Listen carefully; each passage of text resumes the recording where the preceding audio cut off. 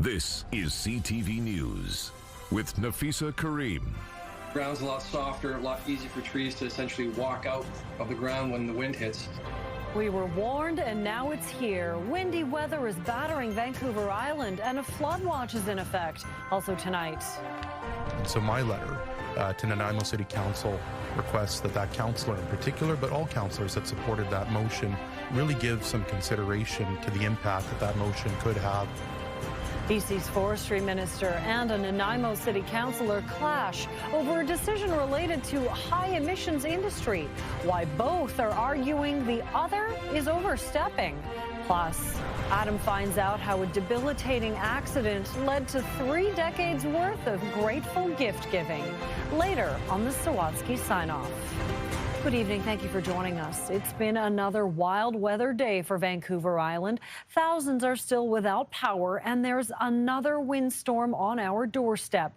CTV's Brendan Strain reports. Another storm has arrived on Vancouver Island, an atmospheric river bringing with it heavy rains. The amounts don't look particularly threatening for the island communities at this point. Environment and Climate Change Canada is calling for anywhere between 20 and 30 millimeters of rain. But if you're Snoopy or these two characters, you better batten down the hatches. The big news story really is the winds more than anything else. Significant westerlies are inbound, peaking around midnight, expected to clock in with gusts of up to 100 kilometers per hour on the Juan de Fuca and Harrow Strait. And they're going to stay up through much of the overnight period before gradually easing and abating on Wednesday morning. We're going to make sure we have crews available and stagger some areas so we can have crews working overnight because we're pretty aware of this event that's coming in. BC Hydro crews were busy today restoring power to roughly 2,000 homes on Vancouver Island. In total, more than 44,000 homes lost power during yesterday's storm. What exacerbates any wind event we have is the saturated ground. I mean, it's been raining. We've been drenched for the past number of days with more rain expected. The ground's a lot softer, a lot easier for trees to essentially walk out of the ground when the wind hits. So that makes things a lot worse for us and, of course, our customers. Drive BC is warning of pooling water on the Malahat, as well as along Highway 14 between Souk and Port Renfrew.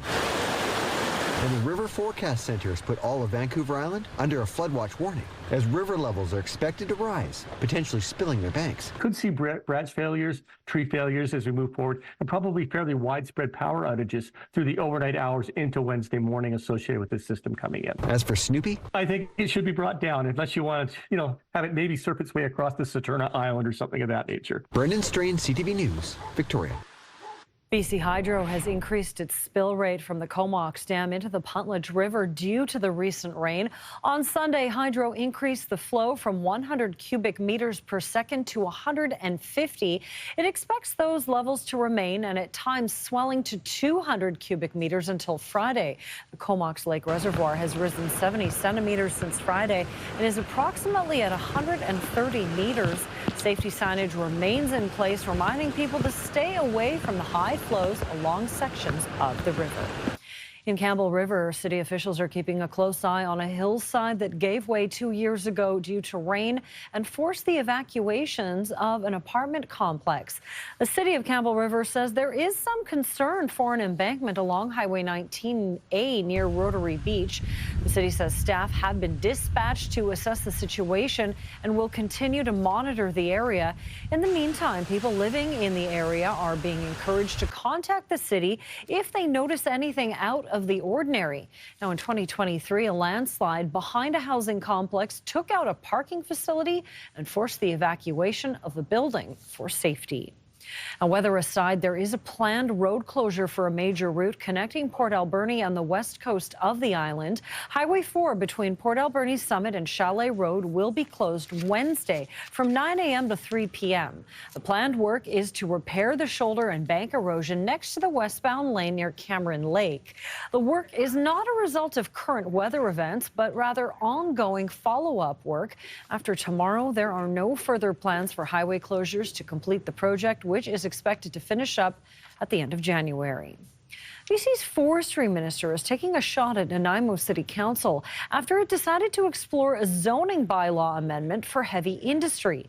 Council has asked staff to put together a report on its options for excluding emissions-intense industry from Nanaimo's industrial zoning.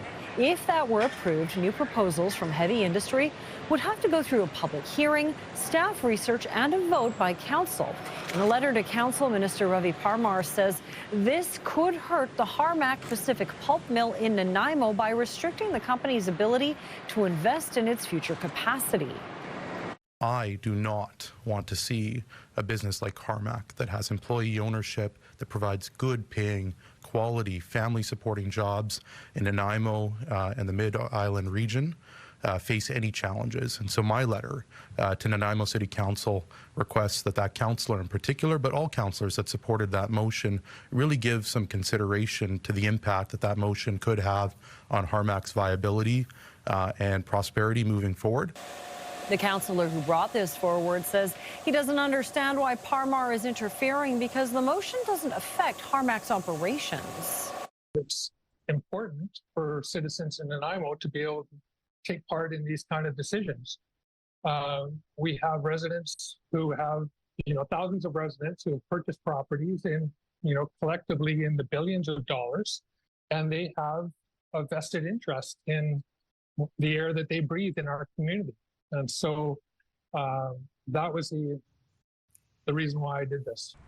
Staff are expected to report back to council in a few months. A pilot project in partnership with Malahat Nation is driving new solutions for food waste. Ergo Eco Solutions says it's created a product that's trying to fix air quality issues from excessive dust on unpaved BC roads. Several island restaurants are also on board, turning over their organic food waste that gets turned into a dust control product, which gets sprinkled on the road. Typical dust control measures rely on water. Now, the group says the bio-based technique shows potential to reduce water use by up to 99.5%. We spray the product on the road. There's a polymerization process that happens where it kind of binds with the dust, and the more it's driven on, the more it kind of creates this compacted surface. It kind of forges the road. And so it actually leads to almost like a cement-like surface, which controls both the dust, and we think it's going to do a really good job of controlling sedimentation and also controlling erosion of the road from rutting and, from excessive vehicle wear. The pilot is being led in partnership with the Malahat Nation at its new Eco-Industrial Business Park. The CAO was unavailable for an interview today. The ink is drying on an agreement signed by Huu-ay-aht First Nations to help keep its kids connected to their culture and community. The First Nation is on the island's west coast near Bamfield. It signed a child and family services agreement with the province today. That agreement will help guide planning and decision-making around child welfare, delivering services that keep kids stay safely connected to their families and community. It goes into effect in March. The province is launching a new test bed for BC companies developing technologies to respond to extreme weather events. It's part of BC's Look West economic plan that allows businesses to test, deploy, and scale innovations that can be used province-wide. Now, this test bed focuses on wildfire and flood prevention, forestry management, and emergency response. And one of the companies is Fire Swarm Solutions, which uses swarms of drones to fight fires from the air over complex terrain. Developing solutions that work in real wildfire and emergency conditions isn't easy. It takes serious investment and the courage to take early risks. This testbed will help reduce risk for everyone. Companies like ours developing new technology, and the early adopters ready to put in the work. It gives us a chance to test safely, prove that it works, and scale faster here in BC. This is the 5th test bed the province has launched. The others focused on airports, marine ports, and healthcare. Get your dream Christmas list ready. An estimated $80 million jackpot is up for grabs in tonight's Lotto Max draw. There are also 21 additional prizes of $1 million. The nationwide lottery increased its maximum jackpot from $70 to $80 million back in September. The draw closes just after 7 p.m.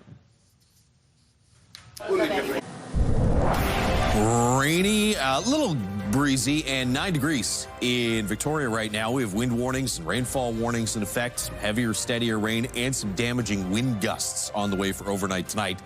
Tell you what to expect in the coming days, right after the break. CTV Weather brought to you by Expedia Cruises. Make the most of your next vacation by booking with those who've been there. Visit expediacruises.ca. What makes West Shore Parks and Recreation a perfect place to play? It's our staff, working behind the scenes to keep the pool safe, kids engaged, and programs thriving. So apply today and join our team. Josh joins us now. He's got his eye on all things weather-related, but especially the wind tonight, Josh. Yeah, rainfall warnings and wind warnings. And as you heard earlier in the newscast, the worst of this wind, the damaging wind, will come through late this evening, overnight tonight, closer to midnight for Victoria. It's been a little breezy, gusts to about 35, 40 kilometers per hour, but nothing like what's coming late this evening and overnight tonight. Rainfall warning for the area in red. This actually does include Victoria as well. Victoria is under both a rainfall and a wind warning. That's probably going to deliver another 20 to 30 millimeters in and around Victoria. Nanaimo, maybe another 15-ish millimeters of rain. And then in the green zone, gusts potentially to about 100 kilometers per hour. And this gray area is actually a special weather statement, not quite a wind warning, but just an advisory for the fact that the wind is going to be very strong in those areas as well, probably gusts to about 60 to 80 kilometers per hour. And so that potentially as well could lead to some power outages and some trees down. Watch these heavier pockets in the oranges and red continue to push through this evening and overnight tonight. That'll coincide with the really strong and potentially damaging wind gusts. By tomorrow morning, this sort of backs off to scattered showers across the island. That'll be the case for most of the day tomorrow, hit and miss showers.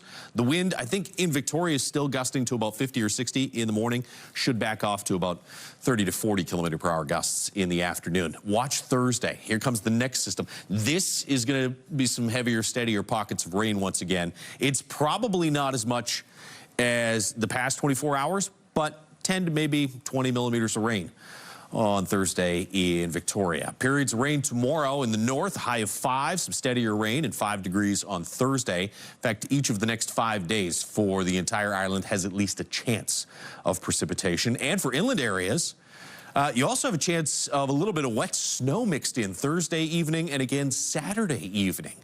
Windy out on the west coast, 8 degrees, and periods of rain steadier for Thursday. And Friday, Saturday looks like some heavier, steadier rain as well. Comox showers tomorrow. That'll turn to some steadier rain tomorrow evening and carrying through the day Thursday. Not bad temperatures, though. 9 degrees tomorrow and then back a little closer to average to close out the week and head into the weekend. Showers in Nanaimo late in the day tomorrow into Thursday morning. That turns to steadier rain. 9 degrees tomorrow, but 6 or 7 for Thursday, Friday. And in Victoria, gusty wind overnight tonight. Again, this is going to be a fairly dangerous situation with gusts in the 80 to 100 kilometer per hour range. Still heavy pockets of rain set to push through tomorrow. Backs off to scattered showers and a high of 10. Back to some gusty wind and some steadier rain on Thursday with a high again in double digits. CTV Weather is brought to you by Expedia Cruises for air, land, and sea vacations. So there's another storm system that we'll keep an eye on for Thursday. Doesn't look as bad as what's going to go through tonight, though, Nafisa. All right, thanks, Josh. Well, some good news for BC's Fraser Valley. Floodwaters in Abbotsford are receding, allowing hundreds of people to return home. But now there are concerns that another weather system is moving through tonight, could lead to more flooding. Environment Canada forecasting up to 70 millimeters of rain in areas including Metro Vancouver and the Fraser Valley into tomorrow morning. People are being told to avoid riverbanks and waterways as levels are high, and those banks might not be stable. Skate Canada says it will no longer host major events in Alberta, citing a provincial law that restricts transgender athletes from participating in female-only sports. In a statement, Skate Canada says, quote, following a careful assessment of Alberta's Fairness and Safety in Sport Act, Skate Canada has determined that we are unable to host events in the province while maintaining our national standards for safe and inclusive sport. The decision only applies to national and international level events. Alberta skaters are not barred from participating in Skate Canada programs and competitions. Some immigration experts are warning Canadians to avoid traveling to the United States unless they have to. As data from U.S. Immigration and Customs Enforcement show, more Canadians are being detained due to changes to U.S. immigration policies. CTV's Heather Wright reports. This is North America's busiest border crossing, the Ambassador Bridge, which connects Windsor and Detroit. It's That's where Greg Williams was detained by U.S. Border Patrol last month as he tried to enter the United States with his wife and dad. And then it was turn the car off, hands on the dash, and within seconds there were 15 agents surrounding the car. Williams says he was handcuffed and taken into a small room inside the nearby building. He was photographed and fingerprinted before ever knowing why he was being detained. I wasn't worrying about being sent to some, Ecuadorian supermax, which is very much white privilege of me, that it's like, I don't have to worry about those things, but that's also like, nobody should. Turns out there's another Greg Williams with some sort of a record that prompted the detention of this Greg Williams, an Ontario musician. This happened because I have the same name, and that's crazy. Williams was released after a couple of hours, but his story highlights the growing number of Canadians being caught up in the immigration crackdown underway south of the border. More than 200 Canadians have spent time in ICE custody at some point since January, compared with 137 detained in 2024. Records show at least 6 children were among those detained. While a handful of Canadians had felony convictions or other criminal records, the vast majority were picked up for visa violations or less serious infractions, which experts say marks a major shift in policy. For the most part, from what I've seen, we're looking at very minor criminal infractions, but sufficient to attract the radar of U.S. enforcement. Experts say in the past, Canadians would have been denied entry into the United States or sent back to Canada, but are being detained more frequently. Heather Wright, CTV News, Toronto. The federal government's Buy Canadian policy takes effect today, and Ottawa says it will fundamentally change the way it purchases goods and services. The strategy is meant to ensure Canadian products and workers are prioritized in federal procurement decisions. The first stage of the policy requires contracts valued at $25 million or more prioritize Canadian businesses and materials. It also requires Canadian steel, aluminum, and wood products be used in construction and defense contracts. Because Canada needs to be its own best customer. When the federal government spends, we will prioritize companies and the use of Canadian materials. This is a big shift in how government operates, and we're doing it to maximize the use of public dollars to strengthen domestic supply chains, build industrial capacity, and support local businesses and jobs. The policy applies to the government's new major projects and housing offices, defense procurement, and community infrastructure projects funded by Ottawa. Coming up, grateful gift. Adam finds out the story behind a remarkable Christmas gift 35 years in the making. Next on the Sawatsky Sign-Off. Tina, the Tina Turner musical, is coming to the Royal Theatre next month, and CTV wants to send you. Text Tina to 71010 with your name for your chance to win 4 box seats. For more info, visit ctvnewsvi.ca.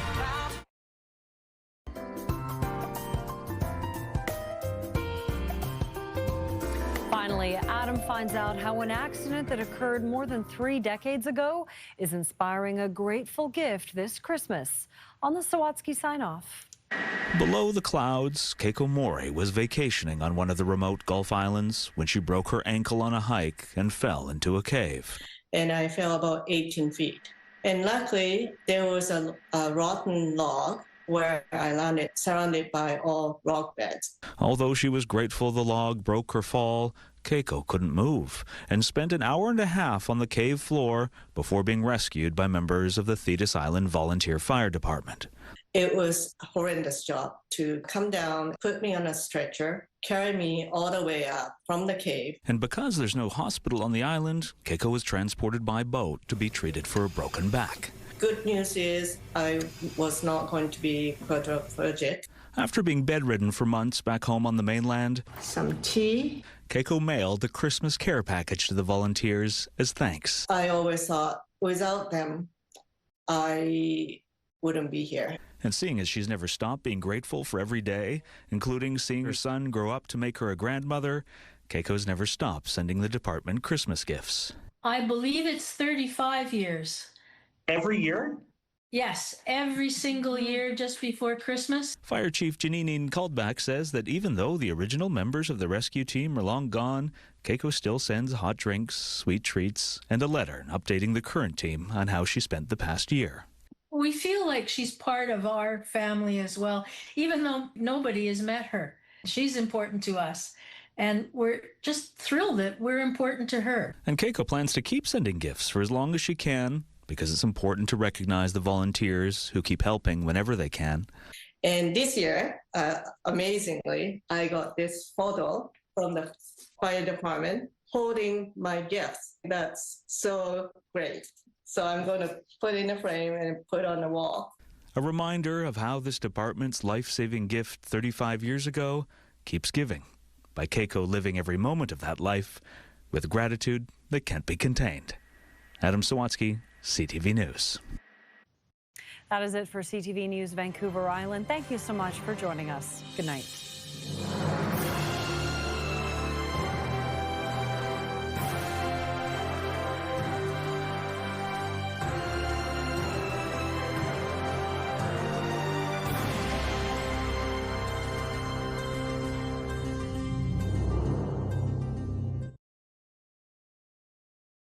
Today on CTV News. If a flood doesn't qualify as a natural disaster, I don't know what the heck does.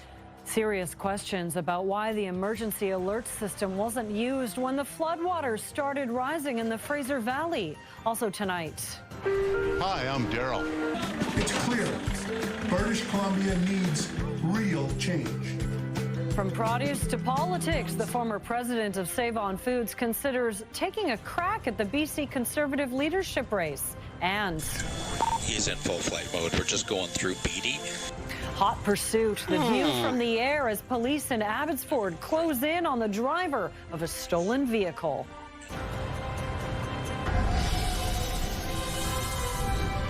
This is CTV News with Nafisa Kareem. Good evening. Thank you for joining us. Just when we thought we caught a break, the South Coast is once again bracing for more wet and windy weather. BC Hydro is concerned about weakened trees that could snap and cause more power outages.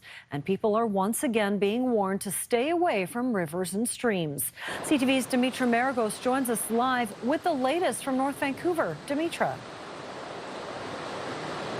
Yeah, Nafisa, that's right. It's absolutely pouring here. I'm right by Lynn Creek. We were able to find a little bit of shelter out here, but you can probably hear it behind me. The water is absolutely roaring, moving very quickly as I'm out here right now. We should note right here on the North Shore, it has been downgraded from a flood warning to a flood watch. Now, again, what is a flood watch? Well, let's get into it. River levels are rising, which will approach and may exceed the bankful. Flooding of areas close to affected rivers may occur. Now, Emergency Info BC is urging everyone to stay clear of areas like this with fast flowing rivers and potentially unstable riverbanks. Now, CTV News spoke with Alan McMorty from the North Shore Rescue. He says they've received an increased amount of calls of people actually falling into the water despite being familiar with the trails. You really have to respect the fact that the volume of water is bigger. So the river level is higher, the creek level is higher, but also the speed. Now, Environment Canada says we are expecting more rain throughout the region this evening, meaning as we are in the thick of rush hour right now, water will likely pool on roads and low-lying areas. They're also warning of landslides may occur in areas with steep slopes. Now, again, if you are on the North Shore, the North Shore Rescue did also say, they advise people to stay inside right now, curl up with a good book, but if you are itching to get out, to avoid areas, as we mentioned before, close to rivers, any bodies of water at this point in time. Nafisa? Thank you, Dimitra. A 27-year-old woman is dead after being struck by a falling tree limb in Chilliwack. An online fundraiser identifies her as Tori Mead, a mother of 3. Mounties say a woman was with 2 children at Island 22 Regional Park when severe winds and heavy rain hit the area yesterday afternoon. She was pronounced dead at the scene. The children were not hurt. British Columbia's emergency officials are still hesitating to use the emergency text alert system in place across Canada. In fact, they haven't used it for any of the past week's weather events. You'll be familiar with that alert, those ready alert system texts that are sent twice a year to ensure the system is working. BC continues to lag far behind other provinces in using the tech, despite expanding its use beyond tsunami warnings. The provincial government came under fire for not using the system to warn Fraser Valley residents during the 2021 floods. Same thing has happened again. It's supposed to be used to alert British Columbians in the event of natural disasters. Well, if a flood doesn't qualify as a natural disaster, I don't know what the heck does. Hundreds of people were forced from their homes by the floodwaters, but some found out about evacuation orders on social media. A company that makes Alert Ready points out officials can target texts to specific neighborhoods with instructions on what to do, and we'll have a response from the province coming up at 6. The city of Surrey wants to increase the number of family doctors, and to do that, it believes it needs to take a bolder approach. Surrey will be partnering with a primary clinic to make it easier for that clinic to open more locations. On Monday evening, council voted to partner with Total Life Care Granville Medical to launch 2 new clinics next year. The city says staff can streamline the process, source a lease, and better connect with the new medical school at SFU, which will open its doors to students in August. City councillor and mayoral candidate Linda Annis voted against the report, questioning how will it be funded, adding she doesn't believe healthcare and its costs are a city responsibility. We only have about 1/3 of the number of family doctors that Vancouver has. So the pressure points on our residents to have a family doctor are sending them to the ER and places that are just increasing the pressure on those facilities. This is a very slippery slope. If we're starting to provide health care services, what next? What about our education? We have 400 portables here in Surrey. Are we going to step in to help that? The city says there are plans for 10 clinics, and each could have anywhere from 8 to 10 doctors. As for funding, no budget has been set yet. Well, nobody has officially thrown their hat into the ring in the race to be the new leader of the BC Conservative Party, but one well-known British Columbia who is thinking about it spoke to CTV News today. Daryl Jones, the recently retired president of the Pattison Food Group, is best known for his folksy Save on Foods commercials. He says he is seriously considering putting his name forward because he thinks the province needs fresh leadership. He's unhappy with the current tone of political discourse and sees himself as someone who could unify the Conservative Party. The Conservative Party has had their issues, but what we need to do is to bring them together, but we need to take what I would call a more moderate conservative approach to what's best for BC.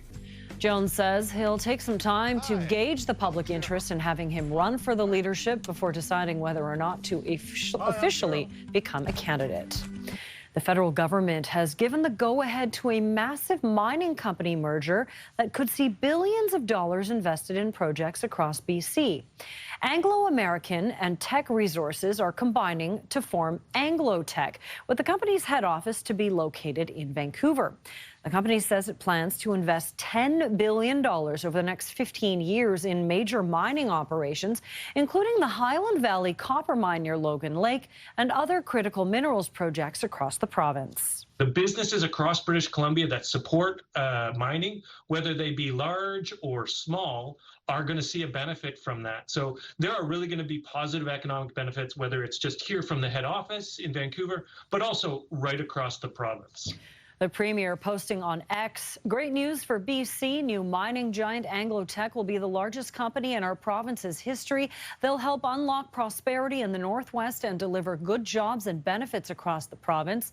The merger still requires approval from international regulators. Well, it's been a dismal start to the local ski season, and we'll check in on the North Shore Mountains, where they're hoping for an early white Christmas. But first, Through the S turns, he's westbound on 5-6. Bunch of smoke from the right rear. Eye in the sky, how police in Abbotsford used a helicopter to track a wild ride and eventually arrest a suspected car thief.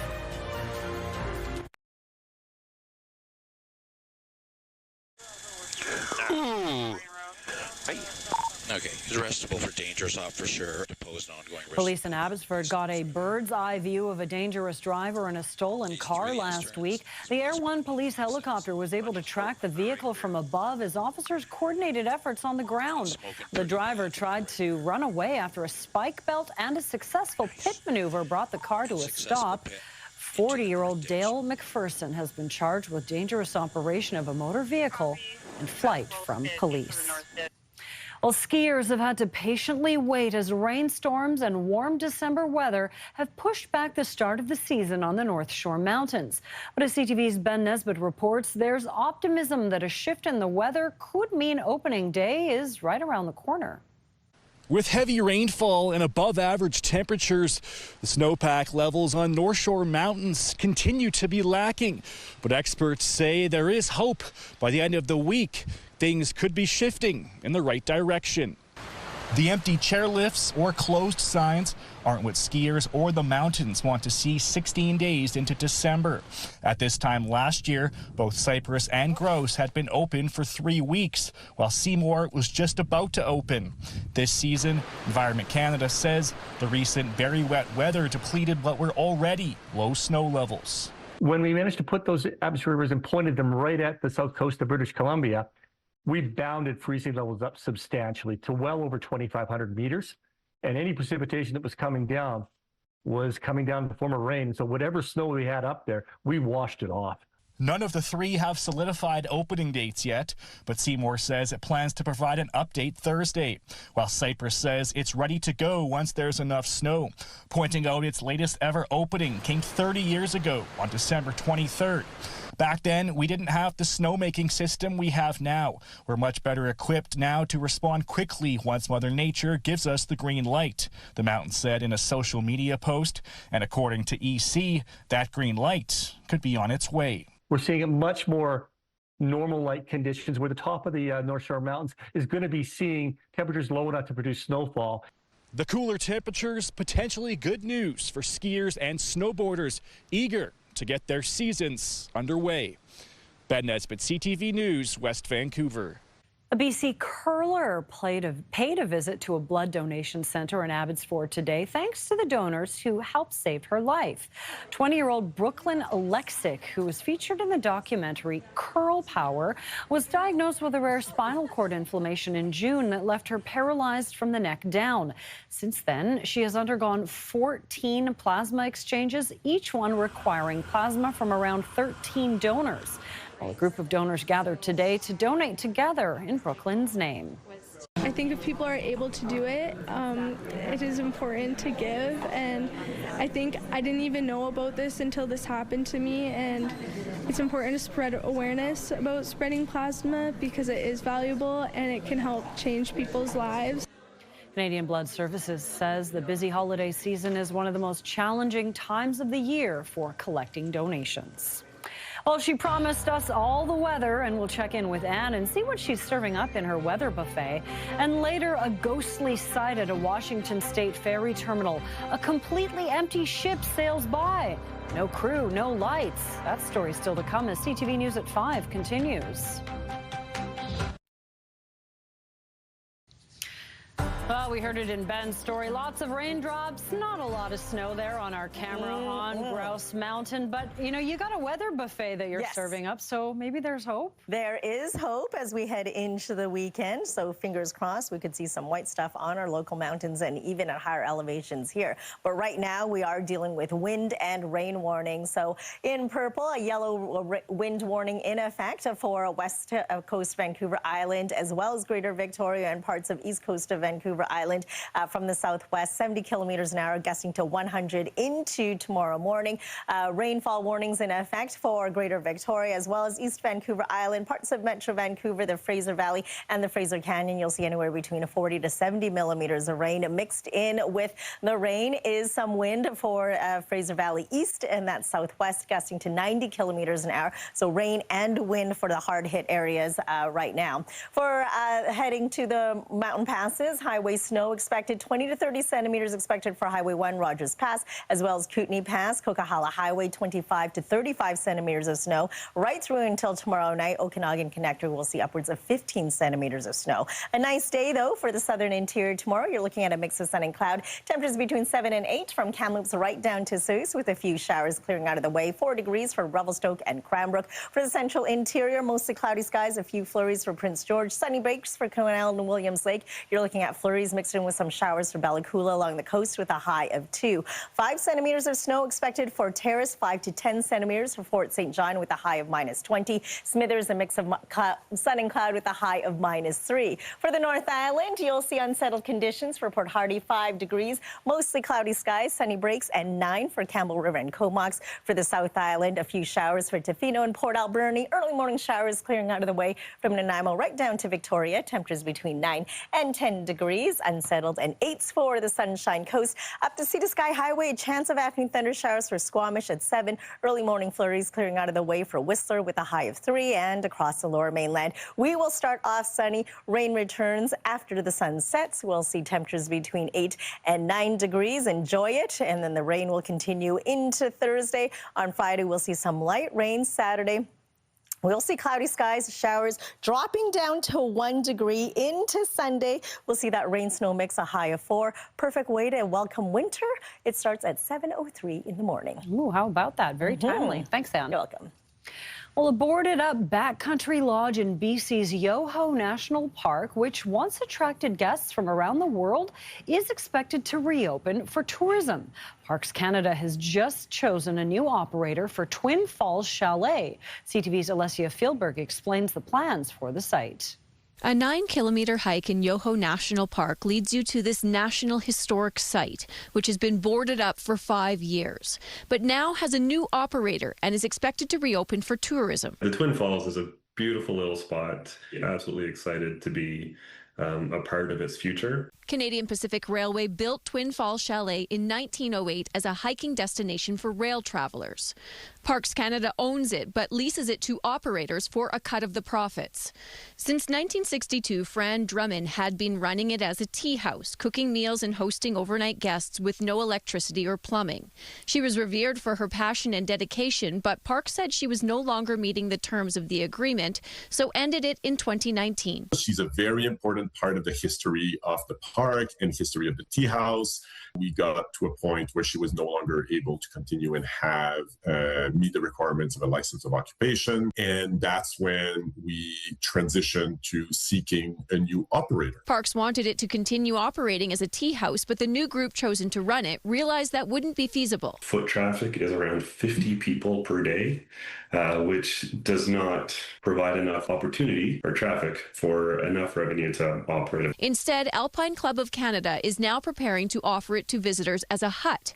That means no staff and guests bring their own food and bedding. You need to collect your water and treat it to make sure you can drink it. You prepare your own food, and everyone helps clean and take care of the facility. Alpine Club of Canada operates 2 other National Historic Sites in Yoho National Park and says since Twin Falls sits between them, it will give guests a unique opportunity. It's going to create our first hut-to-hut traverse experience. The goal is to open for guests in August of 2027. Alicia Fieldberg, CTV News, Calgary. After the break, marijuana mystery. We'll show you where someone left a bunch of mason jars full of free weed next to a high school. That's coming up, and take a look at this. We'll be right back.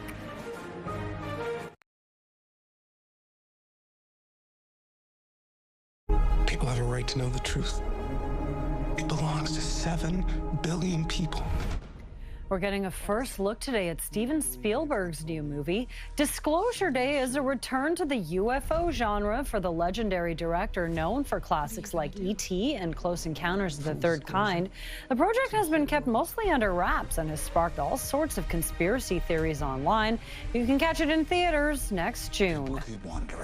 The Toronto Tempo have unveiled their jerseys as the WNBA team prepares to hit the court for their first season next year. The Tempo released a teaser video today showing off the uniforms, which features the team colors and the Tempo's 6 speed lines. Tempo say the lines represent Toronto's 6 boroughs, as well as the 5 players on the court and the 6th person, the fans. The jerseys also feature patches for the team's founding partners, Sephora and CIBC. Now the preview of CTV News at 6, Mi-Jung Lee. Nafisa, extreme winds in the Fraser Valley have claimed the life of a young mother. She was struck and killed by a tree limb while in a popular park with her young children. We're also watching the river levels on the North Shore, more on the weather system barreling towards the south coast, and the push for new technology to help fight wildfires. The province is launching a test bed for drones that can fight flames in hard-to-reach areas. What else they can do, that's ahead. And what FIFA is doing about public backlash against the high price of tickets to the upcoming World Cup. Back at 6. Nafisa? Thanks, Mi-Jung. A strange scene unfolds at a Washington state port as a creepy and crewless ghost boat is spotted floating by in the dark. Plus, a strange box of free weed is offered up on the sidewalk. CNN's Jeremy Roth has today's Take a Look at This.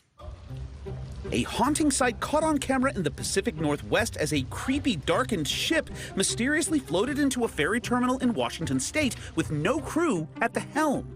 Video shared by Washington State Ferries shows the unmanned 100-foot ship floating past the Puget Sound's Mukilteo terminal, illuminated only by an approaching ferry's spotlight. Officials with the agency were quick to nickname the strange ship the Ghost Boat, a possible reference to Ghost Ship, a 2002 horror flick about a creepy, crewless boat loaded with all sorts of haunting hijinks. You don't remember the movie Ghost Ship? It's all right, nobody does. As for the weird Washington ship, according to local reporting, the U.S. Coast Guard spoiled all the ghostly fun, saying the vessel was one of 3 boats that had broken free from their moorings in Everett, and this one floated all the way up the Puget Sound before being corralled.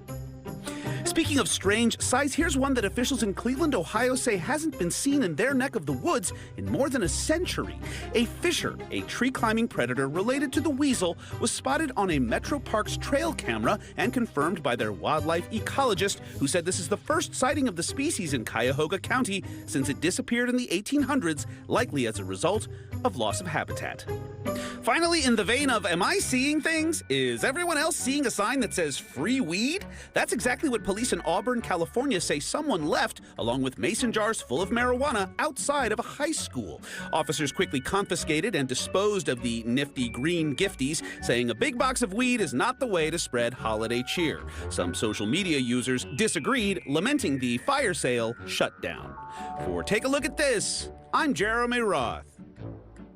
You know, if you told me that that happened in Vancouver, maybe by Dude Chilling Park, I would have absolutely believed it. Totally would happen. Seems here. like a Vancouver story. A little closer to home, Canada Post says kids who write to Santa with their wish list will get a response this year.